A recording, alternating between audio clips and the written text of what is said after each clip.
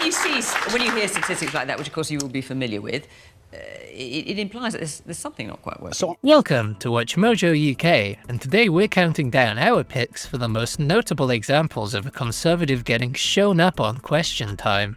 There is more money going into the NHS today than there has been in its history, and I'm sure BBC Verify after that, this debate will verify that for you. Before we begin, we publish new content every day, so be sure to subscribe to our channel and ring the bell to get notified about our latest videos. Number 10. Liz Truss. You would be forgiven for forgetting Truss was ever Prime Minister, as she only held the position for 49 days in 2022. I recognise, though, given the situation, I cannot deliver the mandate on which I was elected by the Conservative Party. During this time, she didn't once appear on Question Time, so how come she's on our list then? Well, she lasted just 44 days. Liz Truss has gone, and now we are facing a leadership contest for our third Prime Minister in 4 months. Can anyone lead the Conservative Party and the country right now? Should there be a general election? And what about people worrying about the real-life problems of how they're going to face their spiralling bills? Well, that's because she would fake the deaths of minor family members to avoid going on. All the other entries in our list embarrassed themselves while appearing on the series, but Truss made a fool of herself by not appearing. Truss claims she is not a skilled public speaker, which might be the only opinion of hers that no one will disagree with. Everyone knew what Liz Truss was like. Yeah. All the MPs who had worked with her knew what she was like. She set out her platform in the contest. And Rishi Sunak stood against her and he said, this is exactly what's going to happen. Yeah. These are your tax cuts are delusional. Number 9. Amber Rudd. The Conservative Party won the election in 2015, putting Minister Amber Rudd in a position of power. They made a lot of promises to get re-elected, and in usual politician fashion, didn't follow up on all of them. Well, you will have that choice if you feel so strongly about it. One woman gave her vote to the Tory party due to their promises about tax credits. They pledged not to cut them, but did the opposite. What we need is a well-managed economy. That is why we were re-elected 6 months ago. And I think that... This led to the outraged voter appearing on Question Time, then grilling Rudd about the party's lies. Labour claimed the policy led to millions losing about £1,000 a year, so it's easy to see why she felt so passionate about the issue. I voted Conservatives originally because I thought you were going to be the better chance for me and my children. You're about to cut tax credits after promising you wouldn't. I work bloody hard for my money to provide for my children, to give them everything they've got, and you're going to take it away from me and them. I can hardly afford the rent I have to pay. I can hardly afford the bills I've got to do, and you're going to take more from me. All right. Shame on you! Number 8. Will Quince. The UK has fewer doctors and fewer nurses, what we're talking about here, and fewer hospital beds per person than the EU kind of top 14 average. So what would you say? And I'm sure we've got nurses. Have we got nurses in the audience here? Right. What are you going to say to them? In September 2022, Quince became Liz Truss's Minister of State for Health and Secondary Care. He remained in the position until Rishi Sunak's cabinet shuffle and has since left politics. Quince was notable for appearing on Question Time, getting decimated by Bruce, and then the audience. It does break my heart to hear it, because retention is as important as recruitment, and we've got to ensure that we keep the best nurses and all of that. So how are you going to do it, Will? That's the thing. The host showed him a graph revealing how the Tory party is cutting funding for the NHS. Quince decided to disagree, even with the facts right in his face. Later on, the audience started interrogating him about how Quince and the party are slowly destroying the NHS. As expected, he doesn't properly answer the question, and the audience calls him out on it. Will says that he's listening to you. I am. What you're saying is there's no evidence that you've been heard. Yeah. That's the problem. Number 7. Eric Pickles. Eric Pickles, do you have a two-house system with an allowance? I do indeed have a two-house system and an allowance. But if I could just make a brief contribution... How far are you away from Westminster? 37 miles. And you need two houses? The 2009 parliamentary expenses scandal was a massive deal, which exposed a lot of politicians for wasting taxpayer money on unnecessary things. One person exposed was Baron Pickles, who was criticised for having a second home, as his first was 37 miles from Westminster. Pickles tried explaining himself on Question Time, but was met with nothing but boos. Let me explain, my chair. Let me explain. Please just let me explain for a moment. I had to be there.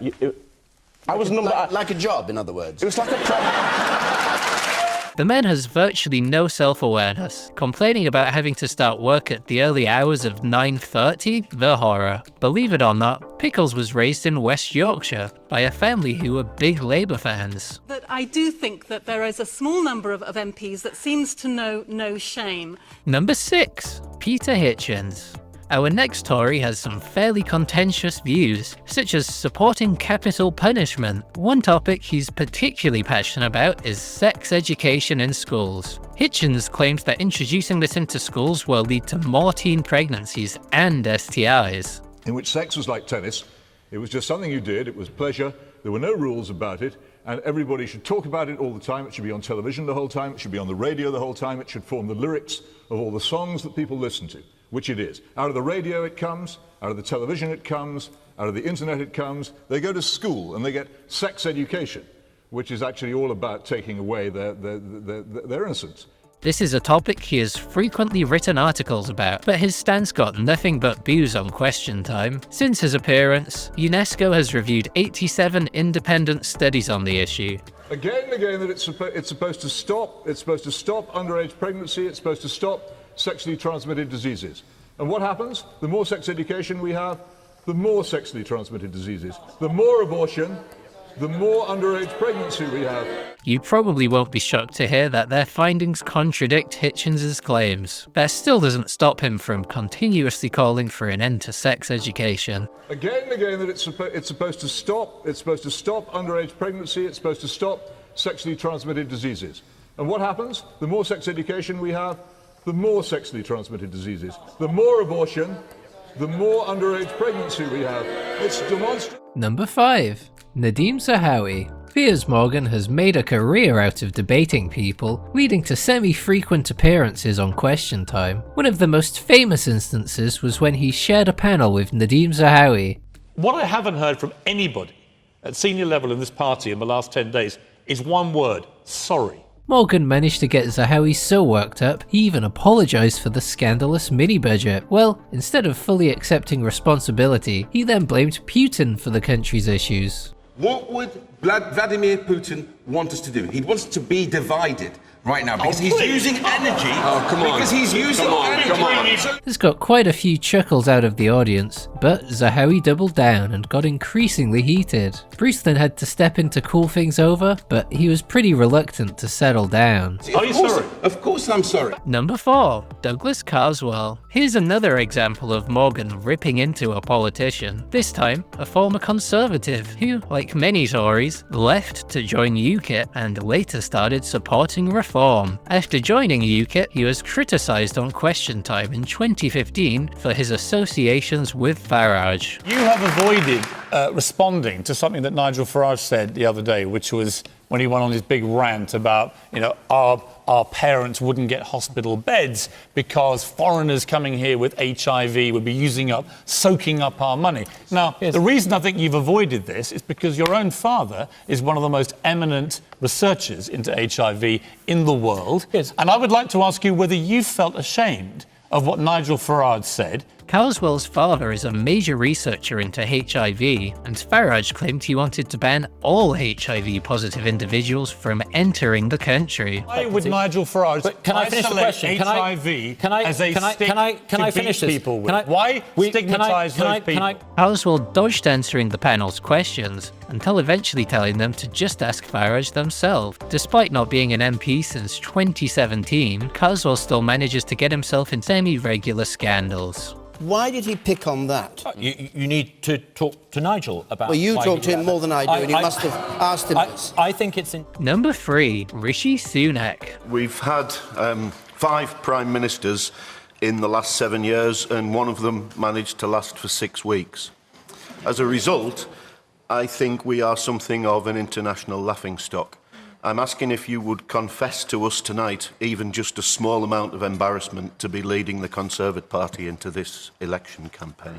No one voted Sunak into power. He simply took control after Truss's shambolically short reign. He was far from being a popular Prime Minister, which meant that when he appeared on Question Time, he was ripped to shreds. Well, like you, I was incredibly angry to learn of these allegations. The first question held no punches, and Sunak's response was embarrassing. Things didn't get better from there, and you can tell he was internally screaming the whole show. It's appearances like this that led to the Conservatives losing hundreds of seats in the 2024 election. And do you know what they said? All of them agreed. Number 2. Ian Duncan Smith. This politician used to lead the Conservatives in the early 2000s. In 2012, he was invited onto Question Time, where he made a bunch of ludicrous claims. It's a mix of them. I think it's a mix of some of the housing benefit changes, but also the benefit cap. It's the combination of the way in which they've introduced... It doesn't start till April, by the honestly, way, just in case you want to know about that. For instance, he said 2% of the population is 2.5 million people, about 1 million more than the actual figure. At the time, he was the Secretary of State for Work and Pensions, so you'd expect him to get his statistics correct. Owen Jones started calling him out for his questionable beliefs, which rubbed him the wrong way. The reason that this whole debate has become so toxic is a cynical demonisation campaign of people on benefits by this government. What they are doing, and you can nod your head in as much as you want. You can shake your head as much as you want, Ian. But what they've tried to do is redirect people's justifiable anger at the ever-declining living standards from those at the top who caused this crisis to people's neighbours down the street. Smith ended up quite angry, and David Dimbleby had to settle things down. I didn't hear you screaming about 2.5 million people. Number 1. Priti Patel. You might know Ian Hislop from Have I Got News For You and the magazine Private Eye. He's been invited onto Question Time more than once. The most famous example arguably being when he clashed with Priti Patel over the issue of capital punishment. You're saying they were guilty, all these people? No, I'm not saying they were guilty. Obviously, I'm not. So not they with would those be cases. dead? No, the point. They would? Well, the point is, as I said earlier on, this is about having deterrence. You know, if you have strong deterrence of that It's not nature a deterrent as well, killing the wrong people. Well, no. She controversially supports the death penalty, claiming that a few innocent deaths are worth having it as a deterrent. You need ultimate burden of proof, you really do, and that means that... But that's his point, that they find these mistakes all the time. Well, I mean, that's... Are you saying they were guilty, all these people? No, I'm not saying they were guilty. Obviously, I'm not. So not they with would those be dead? cases. Hislop did not hold back in his response, schooling the Conservative on how immoral such sentiments are. Afterwards, she claimed the clip was taken out of context and that she didn't support capital punishment. Well, anyone who has seen the full episode will disagree. The point that I'm making is that to have capital punishment, that would act as a deterrent, and that is the first point here. Were there any especially scathing moments we failed to mention? Let us know in the comments below.